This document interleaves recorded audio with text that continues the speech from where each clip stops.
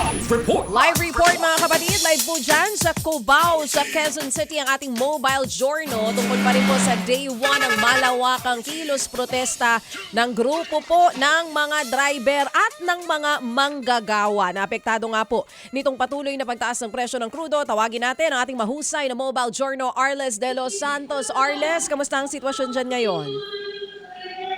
Siya at Manong Ted, nandito nga tayo ngayon sa Cubao kung saan ay nagpapatuloy ang welga at ang tigil pasada ng grupong No to Oil Price Hike Coalition. Ang kanilang nais ngang ipanawagan yung kagyat na pagbasura ng pamahalaan sa oil deregulation law, gayon din yung pagsuspinde ng excise tax at yung VAT sa langis na nila ay patuloy na nakakaapekto sa araw-araw na pamumuhay hindi lamang ng mga tsuper kundi ng mga normal na mga mamamayan at mga manggagawa kasi ang mataas daw na produktong petrolyo sa merkado ay mag-equate sa pagtaas ng presyo ng mga bilihin, kaya dito sa kanilang tigil pasada hindi din nila pangunahing ipinapanawagan talaga yung pagtaas ng presyo, pagtaas ng pamasahe, kundi yung mas long-term daw na hakbang ng pamahalaan para nga masigurado yung makasapat na nakita ng mga tsuper, gayon din yung mga mamamayan, yung mga pasahero na kanilang araw-araw na kasama sa kanilang mga pasada. Kung makikita ninyo dito sa aking likuran ay may kanya-kanya silang mga watawat na bisit,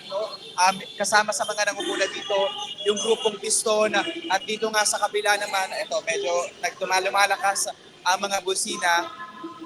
So ito yung hilera. Itong hilera na ito sa West Point dito sa Cubao, ino-occupy nila yung isa or kalahating lane actually ng kalasada para nga ipanawagan yung kanilang call. At inoobliga nga nila na magbusina yung mga tsuper at yung iba pang mga motorista na dumadaan dito. Pero relatively, kumpara doon sa inaasahan natin na nationwide transport strike na mas kakaunti, yung mga sasakyan nakikita natin dito na meron pa rin talagang mga jeep, both traditional and modern jeepney na pumapasada. Nung may tinanong tayo kanina, ang sabi nila hindi raw nila kayang i-risk yung isang araw na walang maibibigay sa kanilang mga pamilya dahil maliit na araw yung kanilang kinikita, hindi pa sila papasada, kaya hindi nila alam kung saan sila kukuha ng pera. Oo. Arles, baka meron tayong pwedeng makausap dyan sa mga nasa likuran mo ng mga jeepney drivers. Ano ang panawagan nila sa gobyerno kung sakali man? Sige, makikikulit na tayo dito habang naka-standby, Kuya, magandang umaga po. Ako po si Arles from One News. Mangangamusta lang tayo sa inyong panawagan ngayon at ano po yung inyong mensahe sa pamahalaan. Harap na lang tayo. Ano po inyong panawagan sa pamahalaan kasi patuloy pa din po yung pagtaas ng petrolyo sa merkado na syempre mga super po yung apektado. Panawagan sa pamahalaan po. panawagan namin. Ibaba yung diesel, saka hanggat maaari, yun lang, panawagan namin, yung ibasura muna yung excise tax, tapos para bumaba ang krudo. Pwede naman yun pwede naman balansin. Kung gusto nila. Kung ayaw nila, wala tayong magagawa. Pwede naman Ang lahat may paraan. Kaso nga, natatakot yung gobyerno. Wala na silang may lalagay sa malita. Nako. Minsan lang kaming mga driver makikikurot para bagang palakasan pa. Swerte yung mabigyan. Magkano na lang po ba yung kinikita ninyo sa araw-araw tayo? Ay, wala na pong biyahe. Bibiyahe ka, di ka naman kikita, mag-aabono ka pa sa gasolina, wag na. Tama. Ano po yung diskarte nyo ngayon para may pangtawid sa araw-araw? Sari-sari na lang. Kung mas maganda, maka-extra sa service. Siorbo lang kita doon. Sa jeepney, wala. Abonado ka pa sa diesel.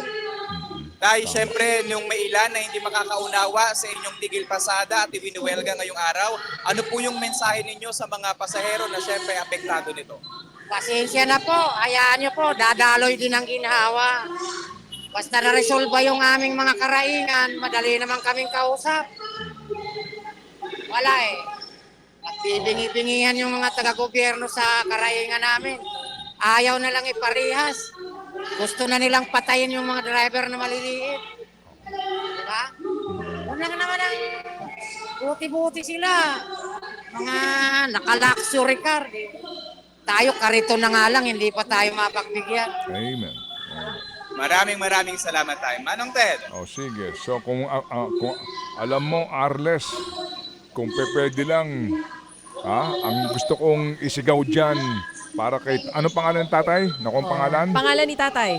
O nakit. Tatay, ano po ang inyong pangalan? Celso Nogora. Celso Celso. Nogora. Opo, sabihin mo kay Tatay Celso, ang sigaw ni Ted Filon, bigyan ng maleta yan!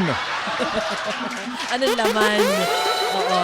Arles, maraming salamat ha sa Salamat. iyong report. Mag-iingat ka dyan, pati yung Thank mga you. kasama Salamat mong sa driver iyong dyan. napakahusay na report. Mahusay! Yan nga po mga kapatid. Mobile Journal Arles de los Santos live mula po dyan sa Cubao, Quezon City. Salamat po, Tatay, at hindi niyo nakakaligtaan yung mga maletang yan.